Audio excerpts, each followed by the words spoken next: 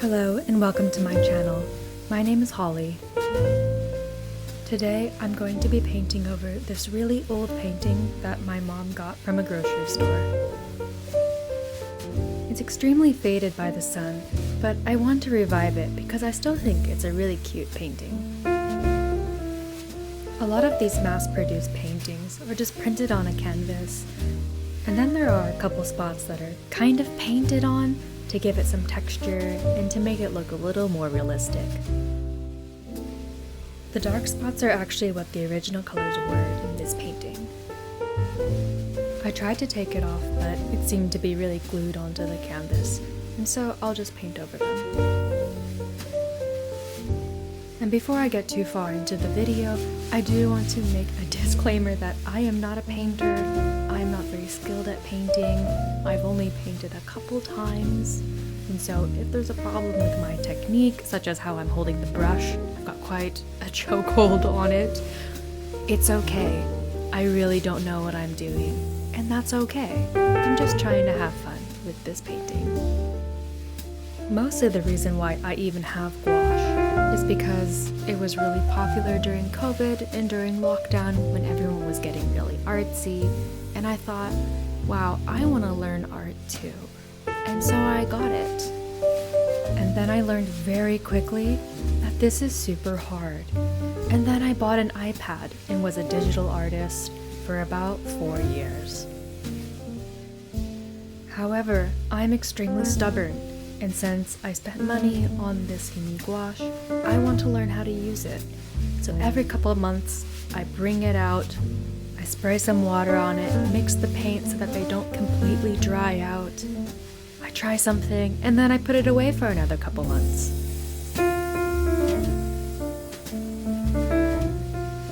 I wanted this painting to kind of help me get over my fear of gouache, because I do think that gouache is a very versatile and just really stunning medium. I think I'm just not a patient enough person to wait for it to dry. But one of my goals this year is to get semi-familiar with gouache. I'd love to hear from you all if there are any art techniques or new mediums that you're wanting to try this year. For me, other than learning gouache, I really want to get better with alcohol markers and ink.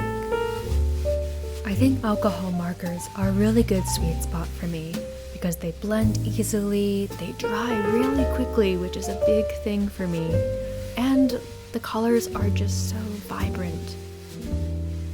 After years of being a digital artist, I do feel that alcohol markers are a really good way to get back into traditional art. This is also because I feel like I got into art a little bit later than most people. I mean, I enjoyed scribbling and little doodles when I was younger, and I did kind of think about it sometimes like, oh, I really want to become an artist, but I never really could improve. I didn't have a lot of resources to improve. I was also just extremely busy with other things like music when I was in school. So I had to make a choice of doing art more or music more. And eventually I just ended up choosing music up until university. The reason I say I feel I started late is because I feel that I missed that point in your life where you're okay with making a lot of mistakes. You know, when you start drawing in junior high school, elementary school, even high school, even if it's kind of bad, you can feel proud about it. But starting art more seriously when I was around, 22, 23, which I know everyone's gonna say like that's not old at all. What I mean is I feel like I missed that point where I can make a terrible drawing or painting and just be okay with it. So a little bit of perfectionism got in the way. But I'm also kind of cursed with the how hard can it be mentality. And so when I would see a new medium online or someone saying like, oh, I tried this, I always think, how hard can it be? And then I want to try it without thinking about the fact that these things take a lot of practice.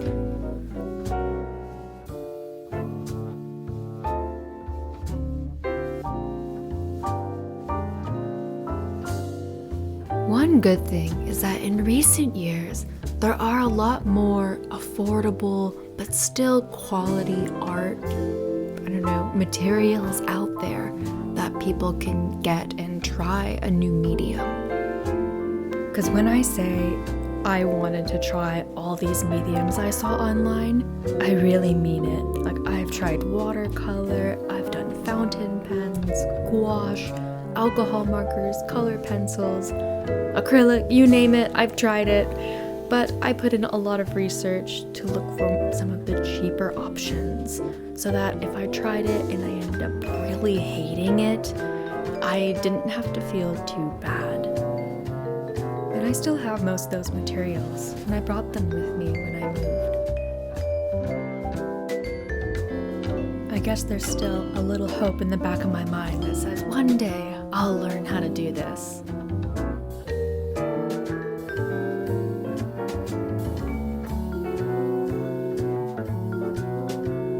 At this point, now that I've put down a lot of the base colors for all of these plants, I'm starting to go in and add some of the details that were in the original painting. So for the Monstera, I didn't add all of the dots, but I did like to add some of these details. I also recycled a lot of the greens that I had mixed in the beginning because I'm not really the best with mixing colors. A lot of this was done on the fly, just figuring out as I go. And so some of the colors might be a little bit off, but that's also kind of the beauty of these kinds of paintings, is that they don't need to be magnificent. They just need to be kind of cute to put on your wall. Something that I'm not really a big fan about with Himi gouache that I had to research a bit before I started the painting was how to dull colors. So Himi gouache is really fun because the colors are so vibrant, they really stand out on the page. However, they are so vibrant. They're really difficult to work with if you want things to look a little bit more, natural, I guess. And so I had to look up how to kind of dull the colors and using the complementary colors to achieve that. And I think it turned out pretty well in the end. Whenever I've watched videos on how to paint with gouache, how to mix colors, I always see people saying that it's better to get tubes of more of the primary colors and some of the complementary colors so that you can mix your own colors. And I think through this painting, I started to realize how true that can be.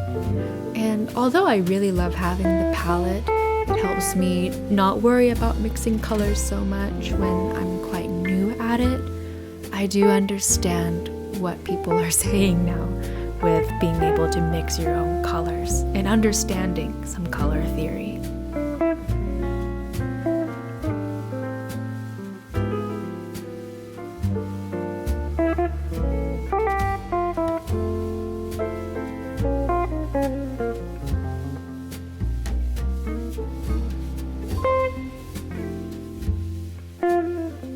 In this next part of the painting, I kind of wanted to change some of the color palette from being a little bit more pink to a bit more purple.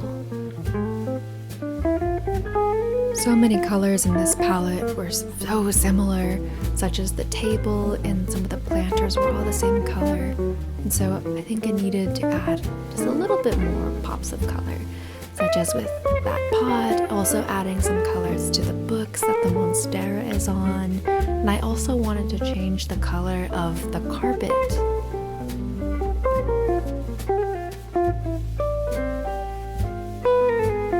When I started doing this painting, I didn't think I was going to change very much about the rug.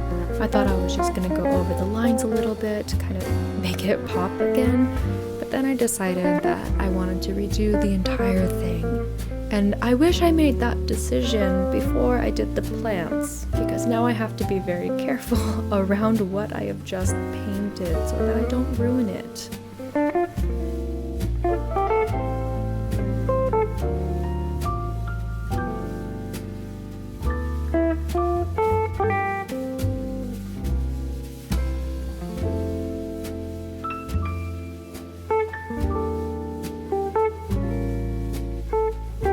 This hanging plant is so cute. I'm glad it was pink rather than more green. And so of course I had to go over these again with a few different pinks. I also add a tiny bit of purple for the shadows, and it's just a really nice contrast from all the green plants.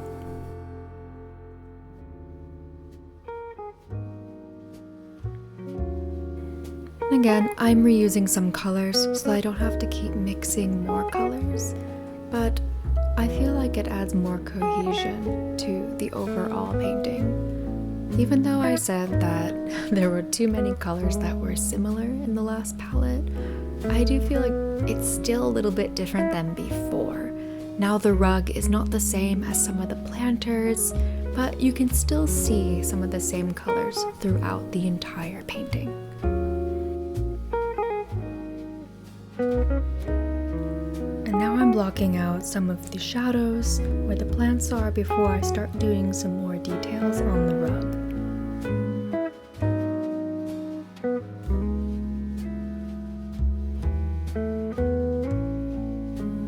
And now I'm going to start adding some texture to the rug using some of the shadow color.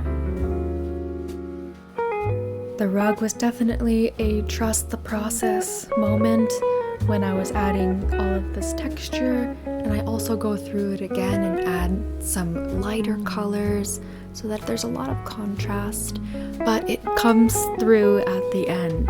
Trust me.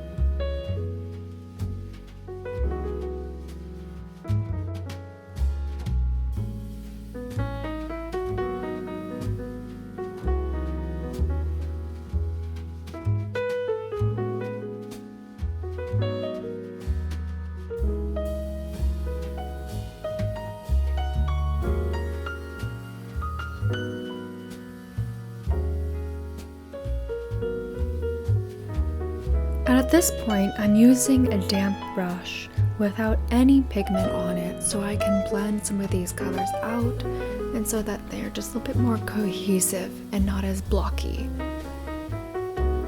Especially for these shadows on the rug, I want them to look more like shadows and not like stains.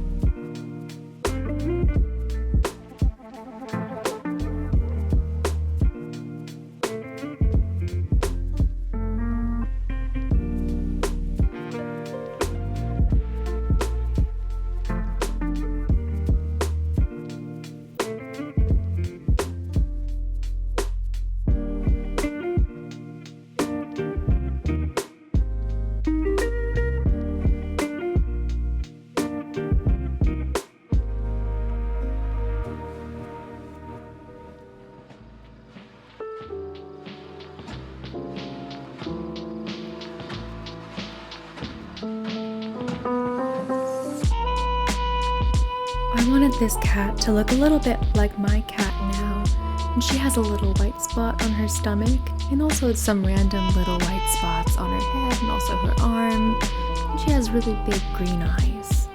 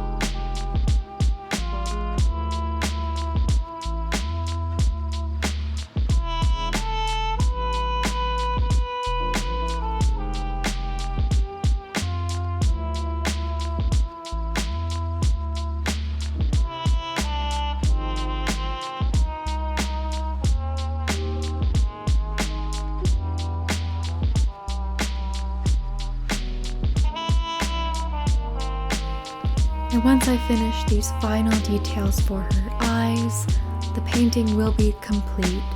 Thank you so much for watching me get through this, and I hope you enjoyed watching. I hope to see you next time.